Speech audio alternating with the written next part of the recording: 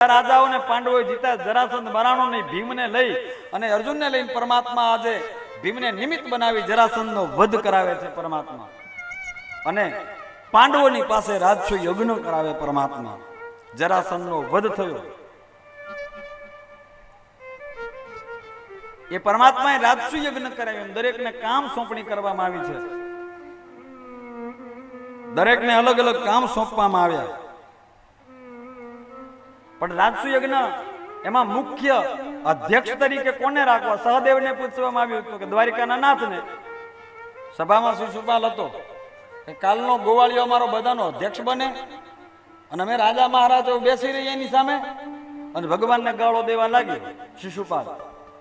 99 ગાળો ભગવાને સહન કરીને કીધું કે શિશુપાલ હવે કાંઈ બોલતો નહીં. અને 100મી વખત જ્યાં ભગવાનને ગાળ બોલી ત્યાં પરમાત્માએ સુદર્શન ચક્ર છોડ્યો, શિશુપાલનો વધ કર્યો. એનું તેજ પરમાત્મામાં સમાઈ ગયું. દેવતાઓએ જય જયકાર કર્યો છે. બોલીએ દ્વારિકાધીશ કી જય. એક એક કાર્ય પરમાત્માએ સોંપ્યા. ભોજનનું કામ ભીમને સોંપ્યું, કારણ કે જે ખાઈ બીજાને ખવડાવી શકે. મારી જેમ એક રોટલી ખાતો હોય બીજાને 4 રોટલીનો આગ્રહ કરી જ ન શકે. બાપા ખાઈ ખવડાવી શકે. જમાડવાનું કામ ભીમસેનને સોંપ્યું. બધી પૂજાપાની સામગ્રી લાવવાની જવાબદારી નકુલને આપી. પૂજાપાની જવાબદારી, પૂજનની જવાબદારી સહદેવને સોંપવામાં આવી. ગુરુજનોને સેવા કરવાનું કામ અર્જુનને સોંપવામાં આવ્યું. સાધુ સંતો જે પણ કોઈ યજ્ઞમાં પધારે છે, રાજસુ યજ્ઞમાં, એના ચરણ પખાળવાનું કામ જગતના નાથ પોતે અધ્યક્ષ હતા, છતાં પણ એ ચરણ પખાળવાનું કામ ભગવાને લીધું.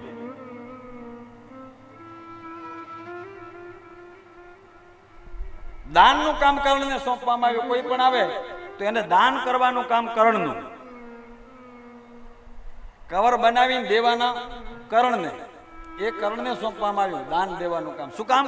કે કર્ણ દાનેશ્વરી હતો, એને દેતા આવડતું હતું, એટલે એને દાનનું કામ કર્ણને સોંપવામાં આવ્યું. લોભિયા માણસને તમે જો દાન કરવાનું કહો તો કેવું કરે? કવરમાં હોય એ કપાઈ જાય. બોલો હિતેશભાઈ. હા, અમારા અનુભવ છે, તમારા તમને દગો દશે વાળું છે. 20 વર્ષથી કથા કરી, અમને અનુભવ આવા થઈ ગયા ભાઈ.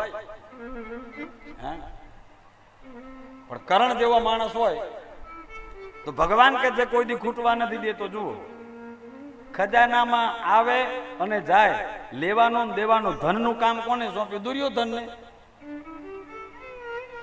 એટલે જેટલું પણ ધન આવે એની ખજાનાની ચાવી કેશિયર કોણ? દુર્યોધન. બોલો, હવે દુર્યોધન નહીં એમ કે ભાઈ જેટલું આવે એટલું વાપરી દેવા દો ને, આપણા બાપનું ક્યાં છે? પાંડવોનું છે. અને ભગવાન એ જ કામ એને સોંપ્યું, ચાવી દુર્યોધનને સોંપી.